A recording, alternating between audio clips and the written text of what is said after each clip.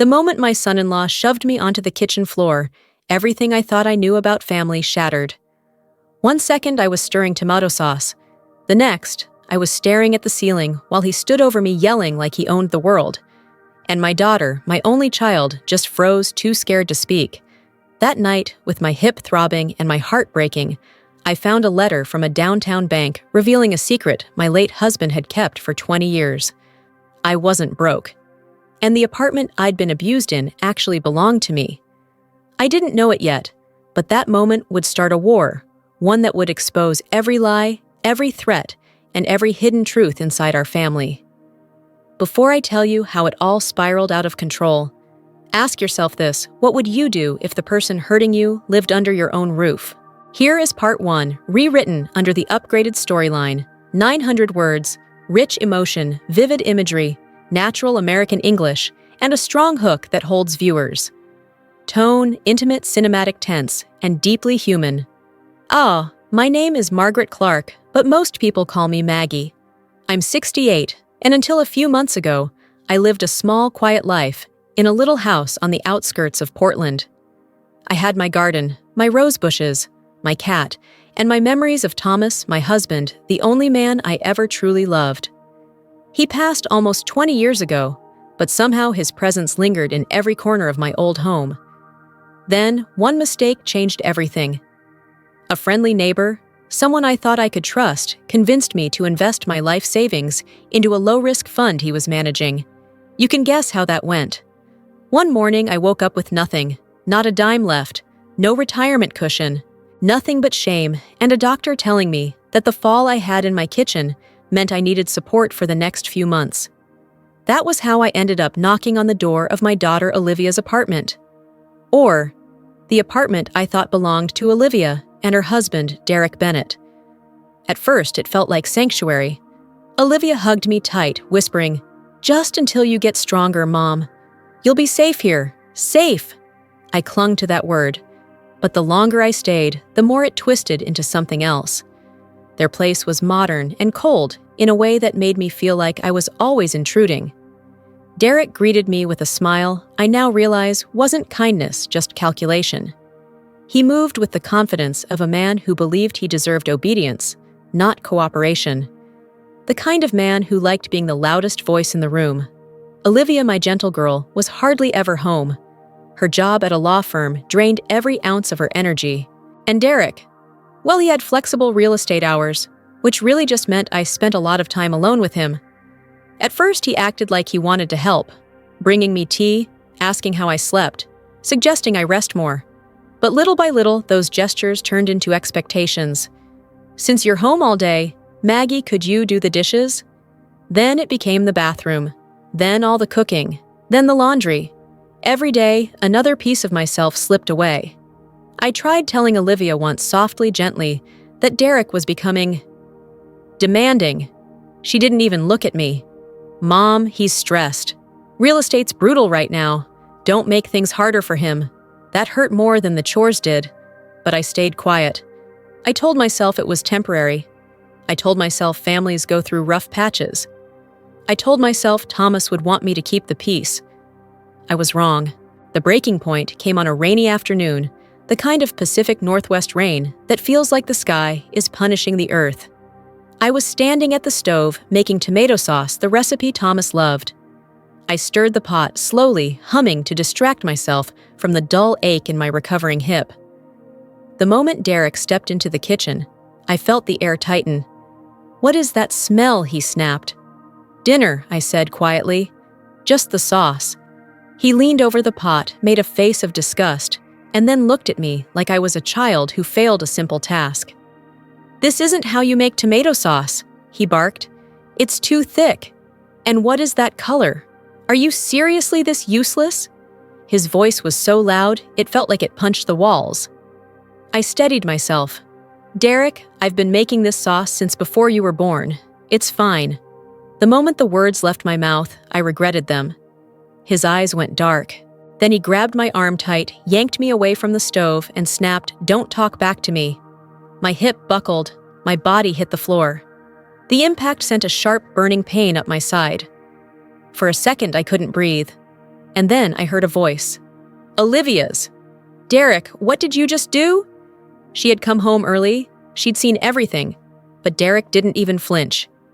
She fell, he said coldly. You know how unsteady she is. Olivia looked at me, looked at him, looked at the floor. And she said nothing. Nothing. Something inside me cracked, not my bones, but something deeper. Something sacred. I pulled myself up trembling and limped to the guest room. I locked the door. And for the first time since Thomas died, I let myself sob. When I finally calmed my hands enough to open my purse, I found a white envelope I'd shoved in earlier that morning. A letter from a bank in downtown Portland. Something about urgent account review. I opened it without caring until I saw Thomas's name. My heart thudded. The letter mentioned a trust, real estate assets, confidential holdings, a significant balance available only to me as beneficiary. I blinked, reread it, then reread it again. It couldn't be real. It felt like a cruel mistake. But it wasn't. It was a door. And for the first time in months, maybe years, I felt the faintest spark of power. Not revenge, not anger, power. The kind Thomas always believed I had. And in that tiny, dimly lit room, with my arm throbbing and my dignity scattered on the cold floor of my daughter's kitchen, I made a decision that would change everything. Before I tell you what happened next, let me ask you, if the person who hurt you lived under your roof, would you stay silent or would you walk away? And if you believe what Derek did was completely unacceptable, type 10 in the comments. I didn't sleep that night. I lay on the guest bed, staring at the ceiling, the letter from the bank pressed against my chest, like it was the only solid thing left in my life. Every time I closed my eyes, I saw Derek's face, heard his voice, felt his fingers digging into my skin. But underneath the fear, something else was growing. Resolve. At dawn, while the apartment was still quiet, I packed the few things I had: my medication, a change of clothes, the letter and the locket Thomas gave me on our 15th anniversary. I didn't know exactly where I was going, but I knew where I couldn't stay. I slipped out the door without making a sound. Outside, the air was crisp, one of those Portland mornings where the mist hangs low, like the world is still deciding if it wants to wake up. I called a cab, and for the first time in months, I didn't have to ask Derek for permission. The cab dropped me in front of Riverside Towers Bank downtown, a tall glass building that made me feel small the moment I stepped inside. But when the elevator doors opened on the 22nd floor and I walked into the wealth management office, I reminded myself Thomas left something for me, something important. A man in his 40s greeted me with a firm handshake. "Mrs. Clark, I'm Daniel Brooks. Please come in." He spoke to me like I mattered. That alone almost broke me. Inside his office, Daniel pulled up files so fast it made my head spin. "Mrs. Clark, your husband was a very organized man," he began carefully. "He set up a trust over 20 years ago, a substantial one." I gripped the arms of my chair. "Define substantial." He hesitated. "Mrs. Clark, it's just over $7 million. The room tilted slightly. $7 million. I couldn't process it. I couldn't breathe. All those years, I thought Thomas left me nothing but memories, and he had been quietly protecting us the entire time. Daniel kept going. "There's more. You're listed as the sole owner of a residential property in the Maple Grove complex." I blinked at him. "I don't own any apartment." He turned the screen toward me. "Apartment 302. Olivia's apartment. The one where Derek made me feel like a burden. The one where he yelled at me for everything from laundry to sauce." I stared at the document again. The legal owner name stared back at me. Margaret Clark. A laugh slipped out sharp, almost hysterical. So, I was living in my own apartment and being treated like a tenant who didn't pay rent on time. Daniel softened his voice. "Your husband hid the ownership under a holding company for tax reasons. He wanted you protected in case of emergencies. Emergencies. If only he knew how right he had been." I walked out of that building with my spine straighter than it had been in years. I wasn't helpless. I wasn't broke. I wasn't stuck. For the first time since Thomas died, I had choices. I booked a room at a hotel overlooking the Willamette River, took a long shower, and let myself breathe. I cut my hair, bought a simple but elegant navy dress, put on lipstick for the first time in months. When I looked in the mirror, I saw someone I had almost forgotten. A woman who had survived too much to stay silent. Then I called the property manager, Bob Lang, asking for a private meeting. When Bob saw me, he blinked twice before saying, "Mrs. Clark, we've been trying to contact you for years." "Consider me found," I said. Within an hour, I signed paperwork, making everything official. I was the landlord. Derek and Olivia were tenants under my property, and their lease was far below market value. "Raise it," I said quietly, "to the full market rate." Bob hesitated. "It's going to hit them hard." I know, and it did. The next day, Derek stormed into the Mapleview office, yelling about the increase. I wasn't there, but Bob showed me the footage later. Derek slamming his fist on the counter. Derek threatening to sue. Derek pacing like a man losing control of everything he thought he owned. Good. But the person I worried about wasn't him. That evening, I finally gathered the courage to call Olivia. She picked up on the third ring, her voice tired and thin. "Mom, where are you?" Derek said you left without telling us. "I had to," I said gently. "I wasn't safe there." Silence. Then so quietly, I almost missed it. "I'm not safe either." My throat tightened. "Sweetheart, what did he do?" She exhaled shakily. "Mom?" Derek tracks my phone. He checks my credit card statements. He deleted my group chats with my friends. He never hits me, but he punches the wall right next to my head. He says it's not violence because he's never touched me. My heart broke all over again. "Olivia," I whispered, "that is violence." She didn't speak, but I heard her breathing, heard her trying not to cry. "Come stay with me," I said, "for one night. Just one." "I can't," she whispered. "If he finds out, let me help you." Another silence. Then a trembling maybe. After we hung up, I sat by the hotel window, watching the city lights flicker across the river. Fear, anger, hope, all of it twisted inside me like a storm. The roles had flipped. I was no longer the one who needed saving. Before I tell you what happened when Olivia finally showed up at my door, let me ask you something. If you had one chance to walk away from someone controlling your every move, would you take it? If your answer is yes, type 10. Olivia didn't come that night. I stayed awake until the sky turned from black to slate gray, staring at my phone, praying she would call. She didn't. And as the hours crawled by, doubt crept in like a slow leak.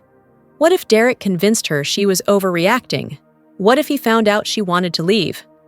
What if something happened by noon? I couldn't sit still any longer. I paced the hotel hallway. My heart pinched my hands, shaking. I was a mother again, in the truest sense, scared, protective, desperate. At 4:12 p.m., the text finally came. "Mom, I'm coming." No emojis, no explanation, just those 3 words that felt like someone opening a locked door. She arrived an hour later. Her hair was messy, her hands trembling, her eyes swollen, as if she'd been holding back tears for days. When she saw me standing by the door, she broke down completely. "Oh, Mom." She fell into my arms like she was collapsing into safety. I held her so tightly, I could feel her heartbeat against mine. We sat by the window overlooking the river, and she told me everything. The arguments, the threats. Derek punching walls 2 inches from her face, the financial surveillance, the isolation, the fear that had wrapped itself around her so slowly, she didn't realize she was suffocating. "I thought I was being dramatic," she whispered. "That's what he wanted you to think," I said. Her voice cracked. "Mom, why didn't I see it?" I touched her cheek gently. "Because you loved him, and because he made sure you doubted yourself." She sobbed softly into my shoulder, and for a moment, we simply held on to each other, mother and daughter, 2 bruised hearts, learning how to breathe again. The next morning, her phone exploded with calls and texts. "Derek, where the hell are you? Pick up the phone. You're being ridiculous. If you don't come home, you'll regret it." I saved every message. Then I called the property manager, Bob Lang, and arranged a meeting in apartment 302, the place Derek thought he commanded. When we walked in, the apartment felt different. The same furniture, the same walls. But the energy, the fear, was gone. It wasn't his territory anymore, and that alone scared him. He arrived minutes later, bursting in like a storm, wearing human skin. "There you are," Derek barked at Olivia. "You think you can just—" Then he saw me. "Where the hell have you been?" he spat. "You put all these ideas in her head." "That's enough," I said firmly. "Sit down." He laughed sharply. "You don't get to tell me what to do in my own apartment." I smiled. A small, calm, devastating smile. "Derek, this isn't your apartment." His face froze. "What are you talking about?" I handed him a copy of the ownership papers. His eyes flicked back and forth across the lines. First confusion, then disbelief, then something ugly and panicked. This is fake." "No, this is protection," I said. "Thomas bought this place 2 decades ago, and he left it to me." Derek's voice cracked. This is illegal. You are trespassing in my property," I said coldly. He lunged forward, like he wanted to rip the paper from my hands, but 2 building security officers stepped into the doorway. Bob had asked them to stand by just in case, and just in case arrived right on time. "Sir," one guard said, "we saw your behavior yesterday. You need to calm down or leave the building." Derek's face went red. "Olivia, tell them we're not moving." But Olivia, my daughter, who once froze in fear, lifted her chin. "I'm done, Derek," she said quietly. "I'm leaving you." He blinked. "You're not serious. We're married." "And you've been hurting me for years," she whispered. Something inside him snapped.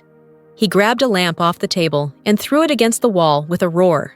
The guards rushed in instantly, restraining him as he fought like a wild animal backed into a corner. They escorted him out while he screamed threats I refused to repeat. When the door shut, the silence didn't feel scary anymore. It felt like fresh air. Olivia burst into tears. Not the helpless kind. The releasing kind. The liberating kind. We moved her out that evening. By midnight, she was tucked into the hotel bed beside mine, sleeping with the ease of someone who finally wasn't listening for footsteps outside her door. The next week, Anthony Reed, the trust lawyer, met with us. He handed Olivia an envelope with Thomas's handwriting. "My darling girl," it began. "If you're reading this, it means you've chosen yourself over fear. I knew you'd make the right choice someday." Inside the envelope was confirmation that the $7 million Thomas left wasn't just for me. It included a supplemental trust for Olivia released only if she left an unsafe marriage. My husband saw everything before we did. With those funds, we opened the Thomas Clark Foundation, a program that helps women escape abusive households. We started small, but the line of women who needed help grew faster than we ever imagined. Sometimes healing means turning pain into purpose, and sometimes a mother gets the chance to not just save her daughter, but teach her how strong she always was. Before I end this story, let me ask you, how did this story make you feel? If you felt even a little moved, comment 100. You're watching this from which country? Tell me below. And if you believe more people should hear stories like this, please share this video